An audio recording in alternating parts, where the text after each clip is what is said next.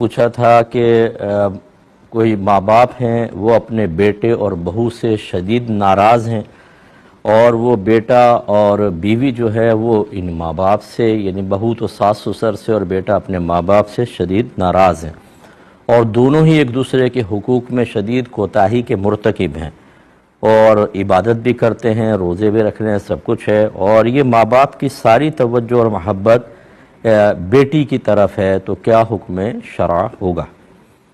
دیکھیں، یہ تو مطلب کوئی فیصلہ نہیں کیا جا سکتا کہ غلطی پر کون ہے جب تک کہ سائلین سے نہ سن لیا جائے،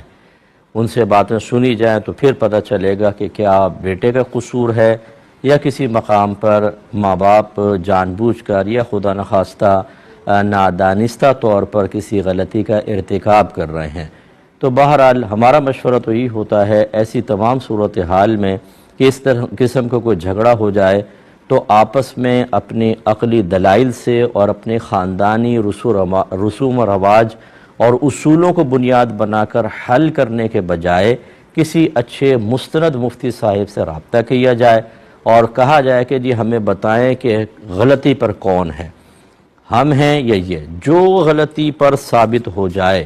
اسے چاہیے کہ وہ دوسرے فریق کو راضی کرے۔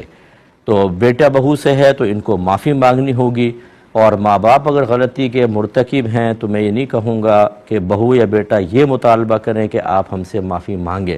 بس ان کا غلطی کا اعتراف کر لینا کہ ہاں ہم سے غلطی ہو گئی یہی کافی ہے، اور ادب کا تقاضا یہ ہے کہ بیٹا کہے کہ آپ کو معافی کی حاجت نہیں، میں آپ سے دل سے راضی ہوں، اللہ تعالیٰ آپ کو جزا عطا فرمائے۔ ماں باپ کا ادب و احترام رکھنا ہوگا۔ تو یہ بہرحال جو کر رہے ہیں ایک دوسرے کے حقوق میں کوتاہی یا ظلم کے مرتکب ہو رہے ہیں، یہ میدان محشر میں جواب دہ ہیں۔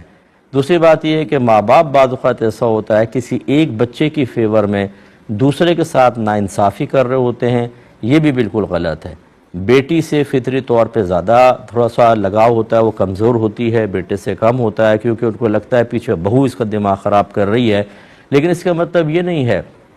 کہ بیٹی کو اتنی سپورٹ دیں کہ بیٹا ہی ڈیگریڈ ہو جائے اور وہ یہ سمجھے کہ میرے ساتھ شدید ناانصافی ہو رہی ہے۔ یہ توازن اور بیلنس قائم کرنا بھی ماں باپ کی ذمہ داری ہے۔ اس میں اگر خرابی پیدا کریں گے، بلکہ بعض وقت بیٹیاں اتنے نخرے کرتی ہیں اور ایسے سے مطالبے رکھتی ہیں، ایموشنل بلیک میل کر لیتی ہیں کہ وہ بیٹے سے بدظن ہو کے ماں باپ اسے نکال دیتے ہیں۔ ایسی بچیوں سے میری گزارش ہے کہ ہرگز نہ کریں۔ اپنی نسوانیت کو دلیل اور بنیاد بنا کر آپ کسی کے توجہ تو حاصل کر لیں گے، لیکن اگر وہ ظلم کر بیٹھے تو میدان محشر میں آپ بھی اس کی جواب دہ ہوں گی۔ ایک بھائی نے پوچھا کہ کیا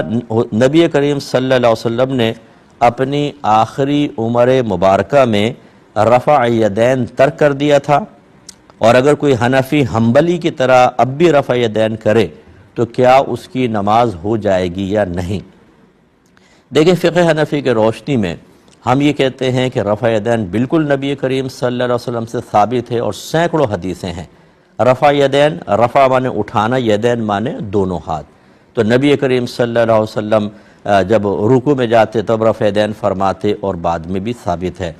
لیکن میرے آقا صلی اللہ علیہ وسلم نے، ہمارے دلائل ہمارے پاس ایسے ہیں، عبداللہ بن مسعود کی بعض روایتیں ایسی ہیں، اور حضرت عبداللہ بن مسعود کے بارے میں مشہور یہی ہے کہ آپ نبی کریم صلی اللہ علیہ وسلم کی آخری حیات طیبہ کے اعمال کو اختیار کیا کرتے تھے، اور وہ روایات ایسی موجود ہیں کہ نبی کریم نے نماز پڑھی اور اس میں رفع یدین نہ فرمایا، بلکہ بعض میں جیسے مسلم وغیرہ کی بعض روایات میں تو ایسے ہے کہ سرکار نے صحابہ کو ہاتھ اٹھاتے ہوئے دیکھا اور آپ نے ان کو منع فرمایا۔ تو یہ چونکہ دونوں طرح کی حدیثیں موجود ہیں، تو احناف نے دونوں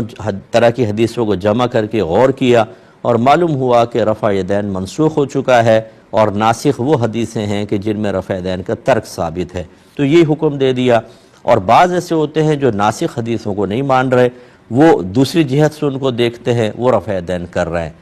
تو اس میں کوئی مسئلہ نہیں ہے، ہر شخص جو ہے وہ اپنے امام کو فالو کرے۔ اگر کوئی رفع یدین کی حدیثوں کے ذریعے رفع یدین کرتا ہے ٹھیک ہے، اور جیسے ہم نہیں کرتے تو ہم بھی بالکل اپنی جگہ حق بجانب ہے، لڑائی جھگڑا نہیں۔ اچھا، یہ بھی میں عوام کے لیے عرض کر دوں، رفع یدین کوئی فرض یا واجب نہیں ہوتا، یہ سنت ہے۔ لیکن اس کو بنیاد بنا کر ایسا اس کو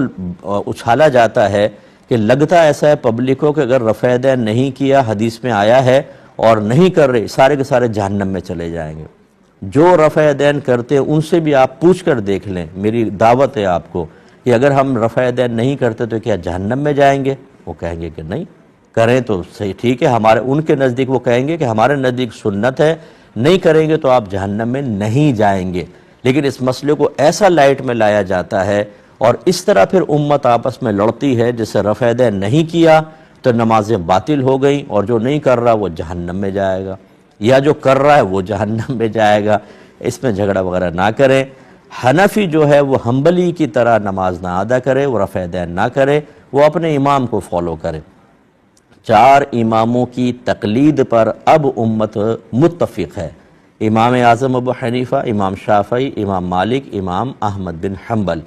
اور تمام امت نے اتفاق کر لیا ہے کہ کسی ایک امام کی پیروی اب واجب ہے، لازم ہے۔ اس کو تقلید شخصی کہتے ہیں،